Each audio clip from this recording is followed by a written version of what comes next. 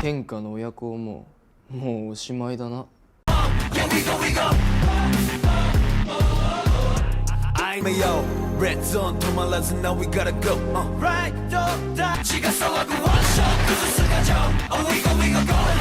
Hello Brovers, Hi Ken Lo The Wars X Cross kembali ada trailer baru. Cuman kali ini untuk memperkenalkan villain utamanya yaitu 3 aliansi sekolah. Ada Xenomon, Ebara, dan juga Kamasaka. Tapi walaupun begitu, gue akan kembali mengangkat teori para fans bahwa sosok si itu bakal kembali suatu saat nanti.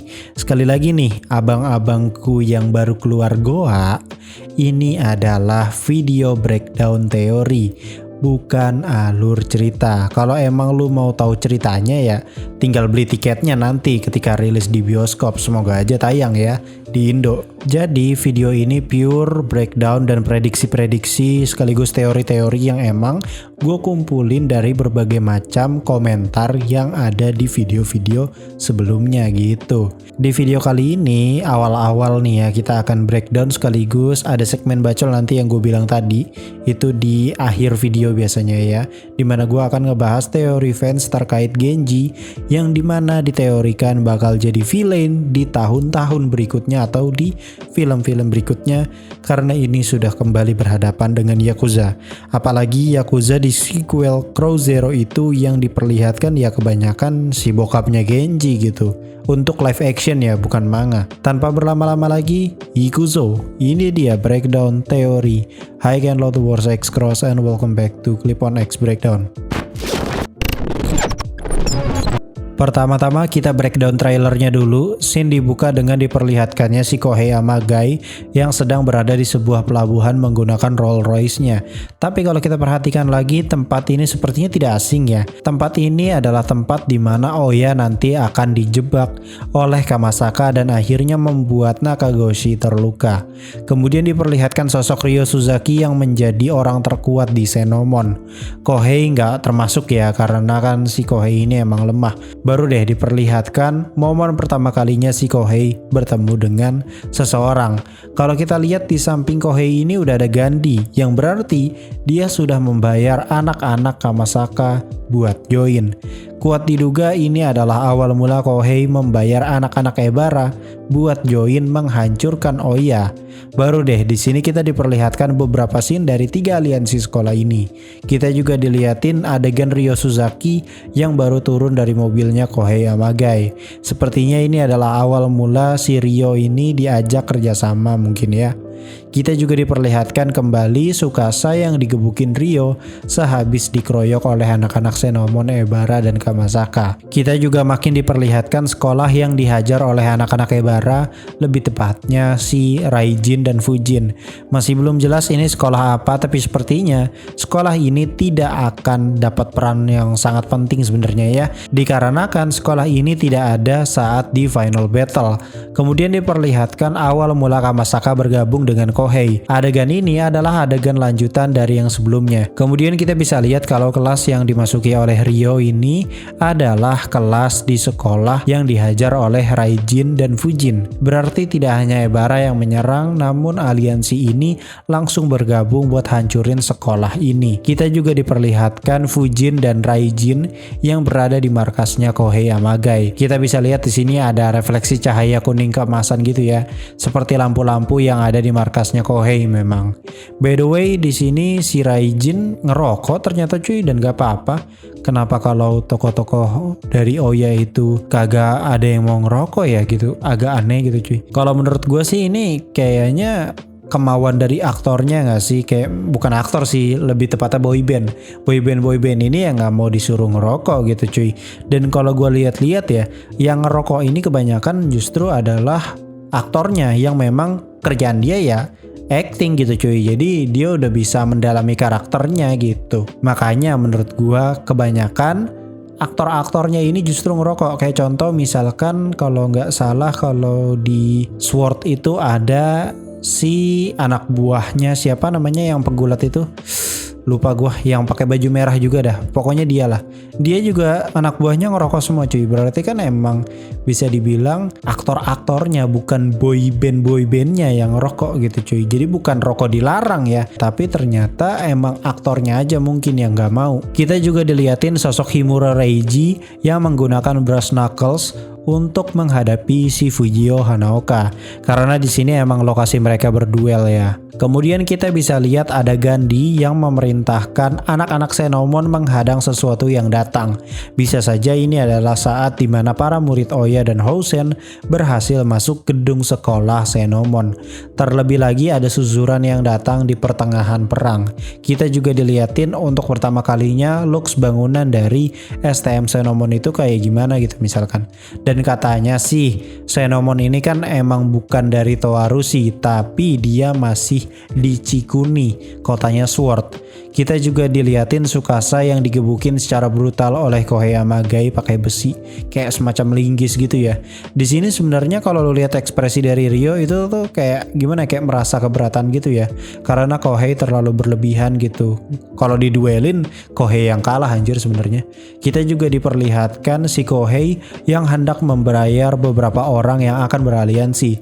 Tentunya ada Ebara dan Kamasaka. Kita juga diliatin sosok Ryo yang berhasil kalahkan Tsukasa, dan juga Odajima Yuken dari Housen.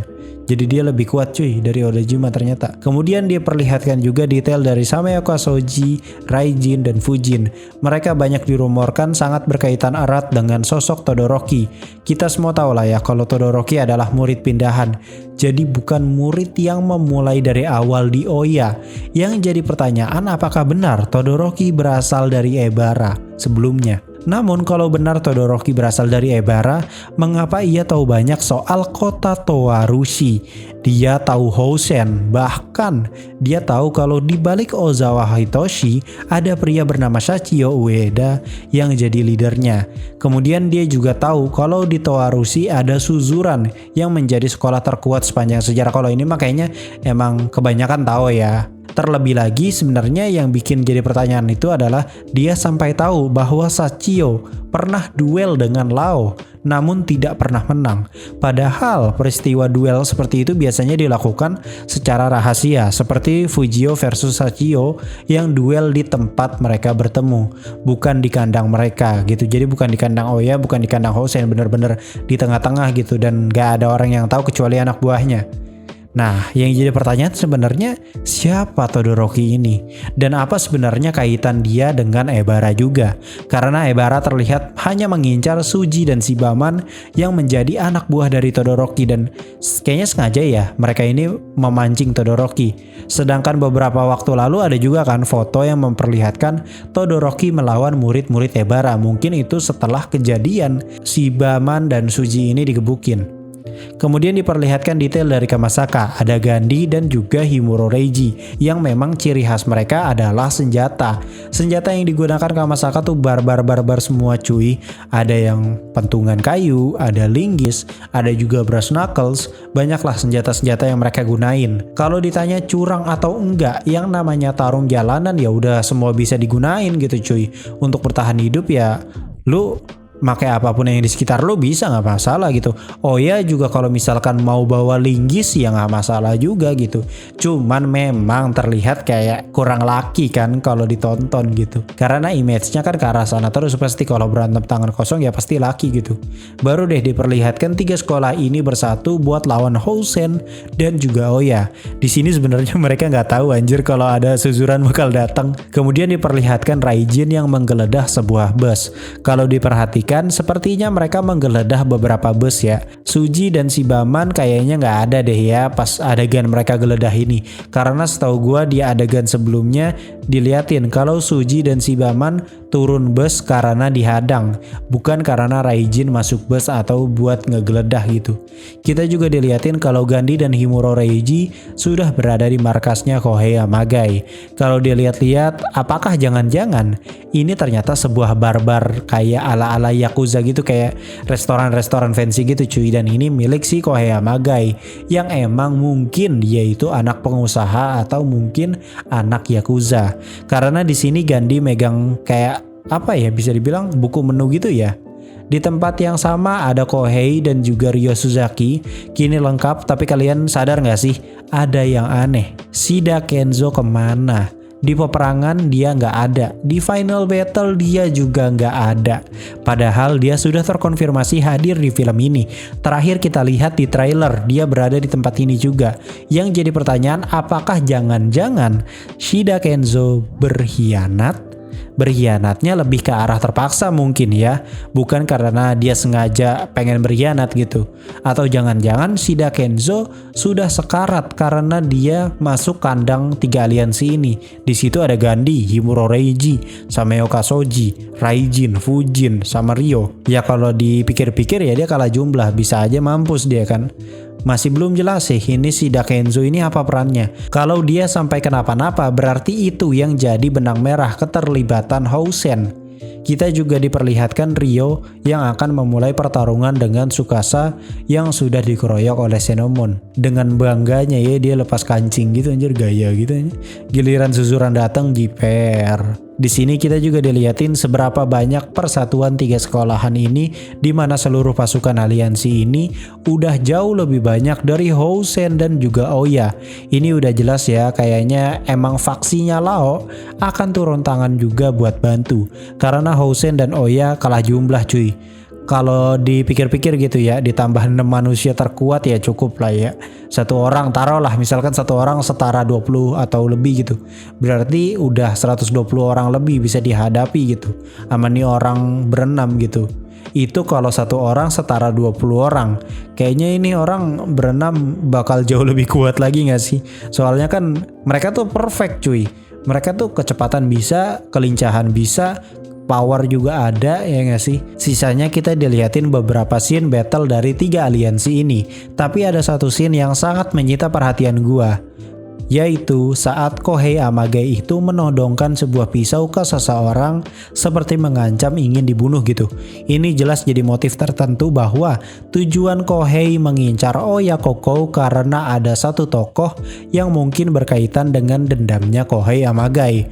Makanya dia ingin menghancurkan Oya, bahkan ia tidak masalah jika harus membunuh. Toh keluarganya kaya gitu cuy, pasti bisa membungkam semuanya. Oke, itu tadi adalah breakdown singkat dari trailer terbarunya lagi. Sekarang kita masuk ke konten utama video ini, yaitu bacol. Bacain komentar lu, dimana gua akan bacain teori dan harapan kalian jika Genji akan kembali di next filmnya nanti jadi villain. Tapi apalagi kita udah dapat konfirmasi ya soal Genji yang dinyatakan exist karena ada poster GPS di post credit scene High and Low the Wars. Jadi udah jelas banget kalau karakter ini emang ada di universe ini. Komen pertama dari Galih, kalau ada Genji sekalian sama Serizawa juga biar makin epic. Iya sih, kalau ada Genji kayaknya tidak lepas dari si papah-papah naked director gitu loh. Serizawa ini kayaknya ya kalau misalkan si Genji ini jadi villain, gue pengennya Serizawa justru yang berusaha untuk nyadarin gitu loh, kayak Kohaku yang hilang jalan tapi ada si Tsukumo gitu. Nah Tsukumo ini tuh Serizawa gitu. Gue pengennya tuh kayak gitu tuh biar keren men, sumpah dah. Kalau menurut gue sih jadi keren sih kalau misalkan plotnya kayak gitu, karena seolah-olah kayak dibikin fan service malah ya gak sih? Fan service untuk fans World atau fans High and Low, sekaligus fan service untuk Crow Zero gitu. Dari Amirul Yusri, lebih keren kalau Genji jadi bos Ryusekai, seorang Yakuza demi menghentikan evil crew Ryugu. Oh iya iya, ada hubungannya sama Mighty Warriors. Oh iya ya, Mighty Warriors masih ngegantung ya di akhir final mission ya. Dia ngomong apa ya waktu itu ya, lupa gue. Kalau nggak salah Mighty Warriors tuh punya planning tersendiri deh kalau nggak salah ya. Apalagi kan dia punya anggota baru yaitu JC kan, sama si siapa yang cepak rambutnya tinggi gede badannya, lupa gue, pokoknya ada dia deh.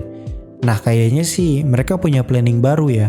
Dari Faisal Kahar, gue setuju Genji udah jadi penerus bapaknya, tapi di pihak Yakuza yang baik gitu. Oh iya, ntar ngebantu 3 sekolah Suzura. Oh jadi bukan villain ya.